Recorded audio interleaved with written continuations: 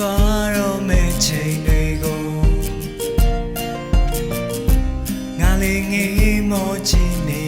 ပြီဒီလိုနဲ့နေ့တရက်ကိုဆုံးခဲ့ပြီအိမ်ပြန်ရဖို့နေလာပြီချိန်တွေရဲ့ကုန်လုံးပြီးဆုံးနေခဲ့တယ်